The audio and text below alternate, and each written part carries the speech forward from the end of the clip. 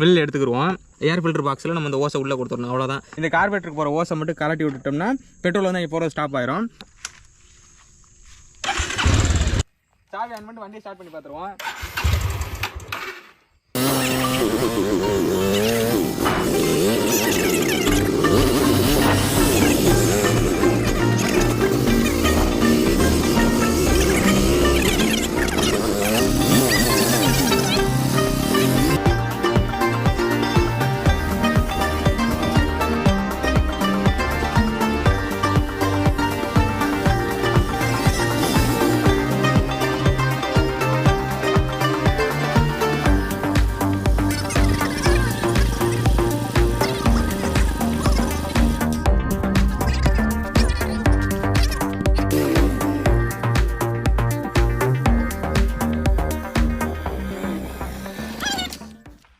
Okay friends, நம்மளோட case experiment success. நம்ம சூப்பராக வேலை செய்யுது. ஆனால் வீட்டில் யாரும் இருந்ததை ட்ரை பண்ணி பார்க்காதீங்க.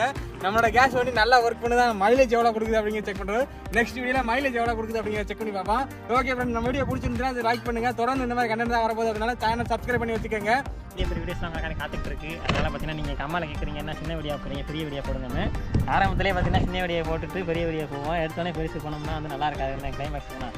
அதனால் பார்த்தீங்கன்னா சின்னத்துலேருந்து ஆரம்பிக்கிறேன். நீங்கள் ஃபாலோ பண்ணிட்டு வெயிட் பண்ணுங்கள். அடுத்து ஒரு நல்ல வீடியோவில் வந்து சந்திப்போம். Tata, bye bye.